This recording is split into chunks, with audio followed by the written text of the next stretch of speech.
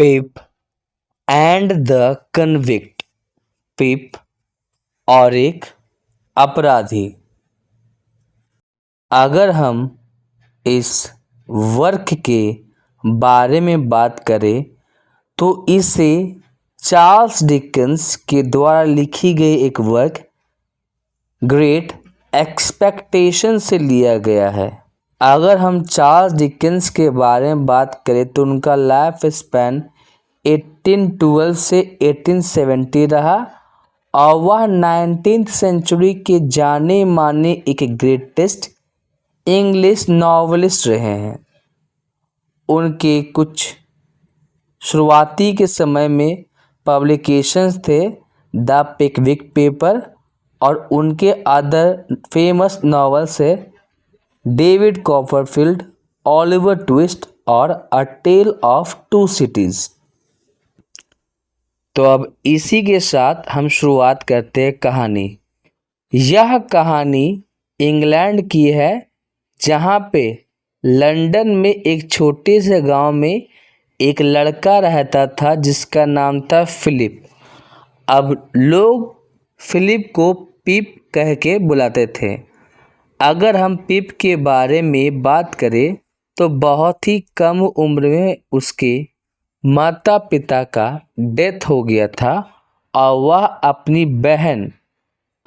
बड़ी बहन जो कि जोई गैगरी की वाइफ है उसके साथ वह रह रहा था। अगर हम जोई के बारे में बात करें तो वह एक ब्लैक स्मिथ लोहार था जो कि लोहे को पीट पीट करके उसे अलग अलग शेप बना करके अपना ज़िंदगी गुजारा करता था। अगर जोई के बारे में बात करें तो उसका मन बहुत ही ज़्यादा अच्छा था और उसके साथ साथ वह ईमानदार था। ईमानदार होने के साथ साथ वह बहुत सारी चीज़ों को रिलैक्स तरीके से एक्सेप्ट कर लेता था और उसे पिप बहुत ही ज़्यादा पसंद था। लेकिन इन सारी चीज़ों के बावजूद उसके शरीर में हरक्यूलिस जैसी ताकत थी। हरक्यूलिस एक ग्रीक माइथोलॉजिकल कैरेक्टर है जिसे उसकी शक्तियों के लिए जाना जाता था। तो उसके पास हरक्यूलिस जैसी शक्तियाँ थी।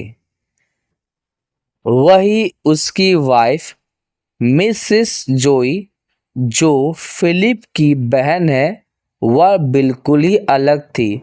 वह लंबी दुबली थी, पतली थी, उसके बाल काले थे, उसकी स्किन रेड थी और उसका आदत था हर समय हर बात किसी न किसी चीज़ के लिए डांटते रहना।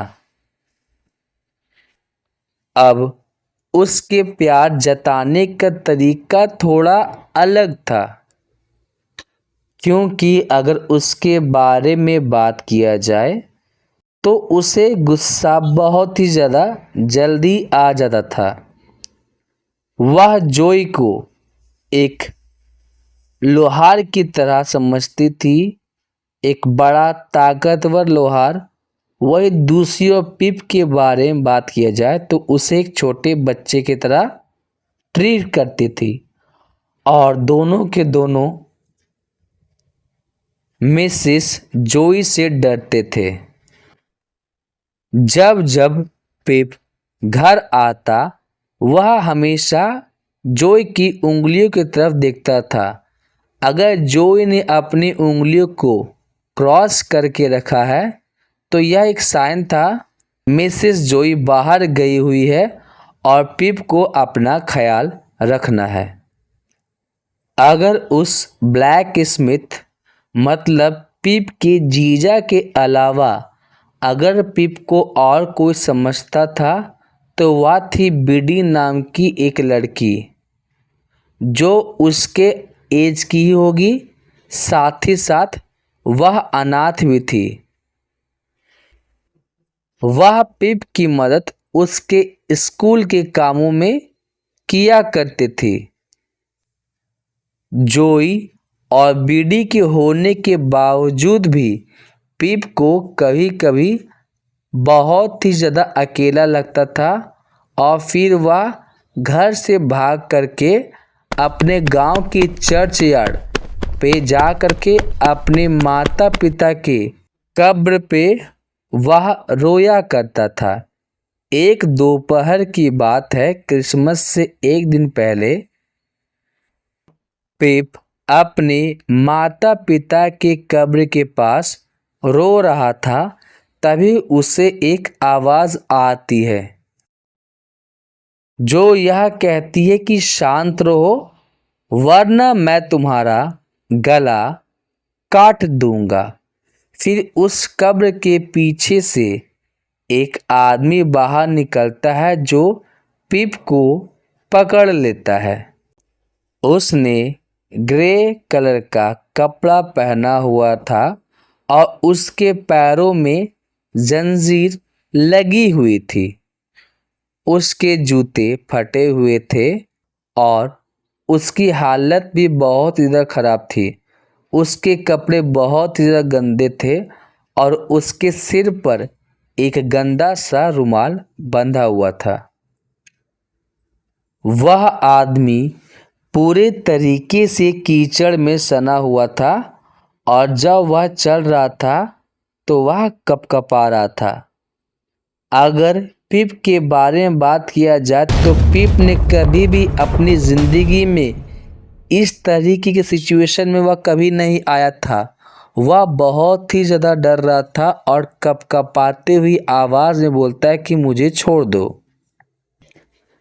जिस पे वह आदमी पिप से उसका नाम और उसका घर का एड्रेस पूछता है और कहता है कि मैं तुम्हें एक ही कंडीशन में जाने दूंगा अगर कल सुबह तुम वापस यहाँ पे आते हो, जिसमें तुम्हें अपने साथ एक टूल लाना पड़ेगा जो मेरी जंजीर को काटने के काम आए।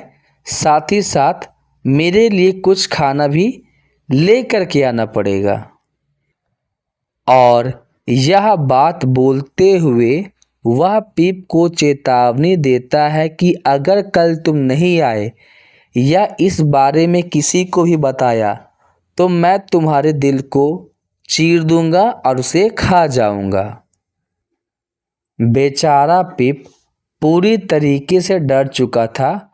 उसकी आवाज़ में कपकपाहट थी और उसने प्रॉमिस किया कि वह कुछ ऐसा ही करने वाला है और ऐसा बोलते हुए वह अपने घर चला जाता है। उस शाम उसे बिल्कुल भी अच्छा नहीं लग रहा था। साथ ही साथ पिप यह सोच रहा था कि मैं अपना खाना उस आदमी के लिए बचा के रखता हूँ अगर मुझे मेरी बहन से पैंट्री नहीं मिलती है। इसी कारण से उसने अपने ब्रेड और बटर को नहीं खाया और उसे अपने ट्राउज़र में छुपा दिया।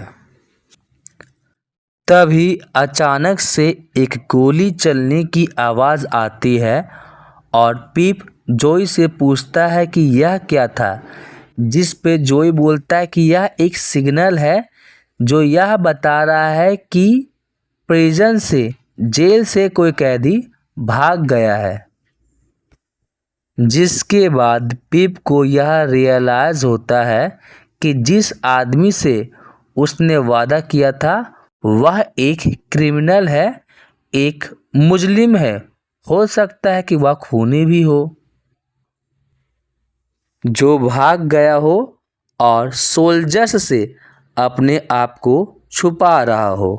सारी रात पिप को नींद नहीं आ रही थी क्योंकि हो सकता है कि उसके मन में यह बात चल रही हो कि अगर कल मैं सही समय पे उसके लिए खाना नहीं लेके गया तो कहीं वह मुझे मार ना दे। तो पिप सुबह सुबह उठता है और सीढ़ियों से उतरते हुए अपना ब्रेड, चीज़ और कुछ मीट पाई जो पेंट्री में रखी हुई थी वह लेके उस आदमी के पास चला जाता है। साथ ही साथ उसने इस बात का भी ध्यान रखा था कि वह जंजीर को तोड़ने के लिए टूल को वह ले करके जाए। और फिर उसके बाद वह दौड़ता हुआ जा रहा होता है और वह तब तक नहीं रुकता है जब तक वह ग्रेवयार्ड के पास नहीं पहुंच जाता है। वहां पे वह उस आदमी को देखता है जो आराम से बैठा हुआ था। तो पिप को सांस में सांस आती है क्योंकि यह वही व्यक्ति था जिसे पिप ढूंढ रहा था। लेकिन जैसे ही वह उस आदमी के गाल के पास एक कट मार्क का निशान देखता है तब उसे यह रियलाइज हो जाता है कि यह आदमी वह नहीं है। जैसे ही वह आदमी पिप को देखता है तो वो वहां से दौड़ करके भाग जाता है। फिर उसके बाद पिप उस आदमी को ढूंढने लगता है जिससे वह पिछली रात मिला था। अब उसके बाद फिर पिप को वह आदमी मिल जाता है। उस आदमी को देख करके लग रहा था कि वह भूख से छटपटा रहा है और जैसे ही वह पिप को देखता है वह पिप के हाथ से खाना छीनता है और इस तरीके से खाता है कि मानो वह एक भेड़िया हो। उसे बहुत ही ज़्यादा भूख लगी हुई थी। फिर उसके बाद वह पिप से पूछता है कि क्या तुमने किसी और इंसान को भी यहाँ देखा?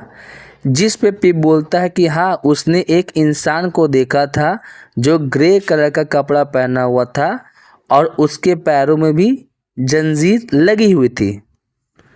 जब पिप ने उस आदमी को बताया पहले वाले आदमी के बारे में कि उसके चेहरे के पास एक कट मार्क था तो वह आदमी गुस्से में आग बबूला हो गया और फिर उसके बाद वह पिप से वह औजार लेता है और अपनी जंजीरों को जोर जोर से पटक पटक के तोड़ना शुरू कर देता है, जिससे पिप को यह अंदाज़ा हो गया था कि वह दूसरे आदमी से किस कदर नफरत करता है और उसे बुरा भी लग रहा था कि वह दूसरा आदमी वहाँ से भाग गया। लेकिन उसे इस बात की खुशी थी कि उसने अपने प्रॉमिस को फुलफिल किया और फिर उसके बाद वह वापस अपने घर चला जाता है। लास्ट चीज़ उसने क्या सुनी थी तो वह उस आदमी की आवाज़ जो जंजीर को तोड़ रहा था। और आज क्रिसमस का दिन था लेकिन उसे बहुत ही ज़्यादा बुरा लग रहा था। वह जोई के साथ चर्च जाता है और फिर उसके बाद उसके घर में बहुत सारे लोग डिनर पे आते हैं, लेकिन वह लजीज खाने को भी एंजॉय नहीं कर पा रहा था क्योंकि अब उसे यह लग रहा था कि उसकी बहन को पता चल जाएगा कि मीट पाई मिसिंग है।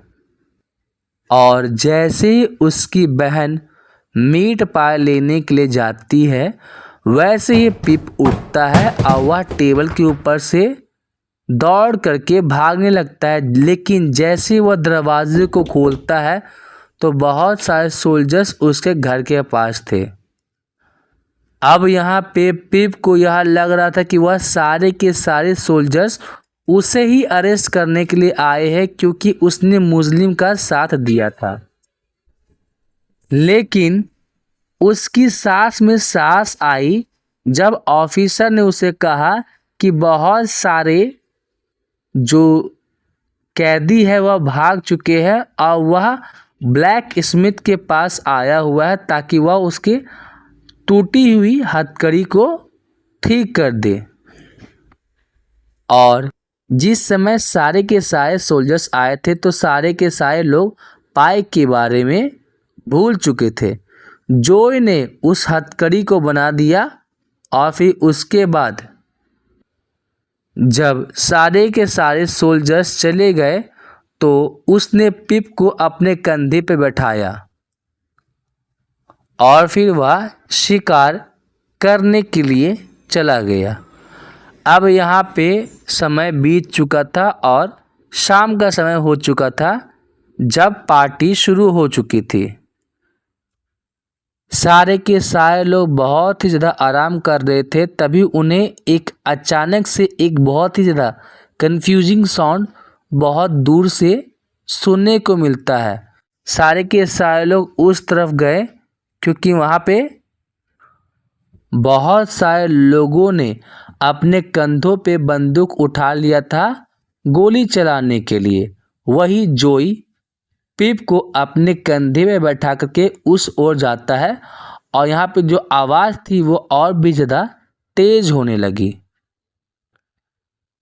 तभी उन्हें एक कैदी मिल जाता है जिसे पिप ने खिलाया था, और एक और कैदी मिल जाता है जिसके चेहरे पे कट का निशान था और वह बहुत ही ज़्यादा डरा हुआ था। सोल्जर्स ने उन दोनों को पकड़ लिया। वही जिस आदमी के चेहरे के पास कट का निशान था वह बहुत ही ज़्यादा डरा हुआ था और वह बहुत ही ज़्यादा कँपकँपा रहा था। वही दूसरा कैदी जिसकी मदद पिप ने की थी वह उसे घसीटते हुए लेकर के जा रहा था। तो दोनों के दोनों पकड़ा गए, लेकिन जो दूसरा कैदी था जिसे पिप ने खिलाया था तो उसे इस बात का बिल्कुल भी अफसोस नहीं हो रहा था कि वह पकड़ा गया है। जब सारे के सारे सोल्जर्स लोग उन प्रिजनर्स को, उन कैदियों को वापस जेल ले जाने वाले थे, तभी पिप ने जिसकी मदद की थी वह क्या देखता है कि पिप जोई के साथ खड़ा हुआ है। अब यहाँ पे पिप को इस बात का डर लग रहा था कि कहीं वह ऐसा ना सोचे कि पिप ने वह सारे के सारे सोल्जर्स को बुलाया है। लेकिन उसे इस बात की संतुष्टि मिलती है जब उस कन्विक्ट ने, उस दोषी ने बोला ऑफिसर्स को कि क्या सारे के सारे लोगों ने सुना है कि पिछली रात मैं घर गया था, एक लोहार के घर गया था जो कि चर्च के पास था और मैंने वहाँ से मीट पाई चोरी की। तो इस बात को सुन करके पिप को सांस में सांस आती है कि चलो ठीक है, जो ने इस बात को सुन लिया है। अब यहाँ पे जोई और पिप वापस अपने घर आ जाते हैं इतनी सारी एडवेंचर्स को देख करके। लेकिन इतनी सारी चीज़ें होने के बावजूद भी पिप को यह हिम्मत नहीं हुई कि वह जोई को सारी की सारी बातें बताए। वह यह नहीं चाहता था कि जोई को ऐसा लगे कि वह बहुत ही ज़्यादा खराब है। पिप को यह एडवेंचर जो उसने चर्च यार्ड में किया था वह कभी भूलता ही नहीं है। और जैसे जैसे समय बीता यह सारी की सारी चीज़ें धुंधली हो गई। एक समय की बात है, एक शाम मिसेस जोई ने पिप को एक गांव में एक मैसेज लेकर के भेजा था और यहाँ पे उसने क्या देखा कि पिप एक स्ट्रेंजर से बात कर रहा है जो बहुत ही ज़्यादा सीक्रेटिव लग रहा था। और अगर उस स्ट्रेंजर के बारे में बात किया जाए तो वह हमेशा अपनी एक आँख बंद किए हुए रहता था, मानो कि वह एम कर रहा, वह गोली चलाने वाला किसी पे। और जब उस स्ट्रेंजर ने पिप का नाम सुना तो वह पिप की तरफ उस समय देखता है जब पिप और उस स्ट्रेंजर की नज़रें एक साथ मिलती है और वह अपने पॉकेट से वही फाइल निकालता है जो उसने, मतलब पिप ने जोई के यहाँ से चोरी किया था। तो यहाँ पे वह वही स्ट्रेंजर है जिसकी मदद जोई ने की थी। और उसके बाद वह स्ट्रेंजर चाय पीने लगता है। अब इसी समय पिप को यह पता चल चुका था कि वह आदमी कौन है, या वही कन्विक्ट है जिसकी मदद उसने की थी। और फिर उसके बाद पिप उस होटल से चला जाता है, लेकिन वह स्ट्रेंजर उसे वापस बुलाता है और उसे क्या बोलता है, उसे एक शीलिंग देता है जो कि एक ब्रिटिश करेंसी है। साथ ही साथ उसे एक पेपर भी देता है। जब पिप अपने घर वापस जाता है तो मिसेस जोई उससे वह पैसे ले लेती है और फिर वह देखती है कि उसके पास 2 पीस ऑफ पेपर है जो कि 2 बैंक का नोट था। वही जोई और उसकी वाइफ इस चीज़ को देख करके थोड़ा सोच में पड़ गई। वही दूसरी ओर जोई ढूंढ रहा है उस स्ट्रेंजर को कि वापस उसे उसके पैसे कर दिए जाए, लेकिन वह स्ट्रेंजर तो ऑलरेडी उस होटल से चला गया था। तो उस स्ट्रेंजर की आइडेंटिटी हमेशा मिस्ट्री के लिए रह गई। सारे के सारे लोगों के लिए, लेकिन उसके बारे में किसको जानकारी था? पिप को जानकारी था। एक्चुअली में उस स्ट्रेंजर ने पिप को उसके द्वारा किए गए हेल्प के लिए रिवॉर्ड दिया था।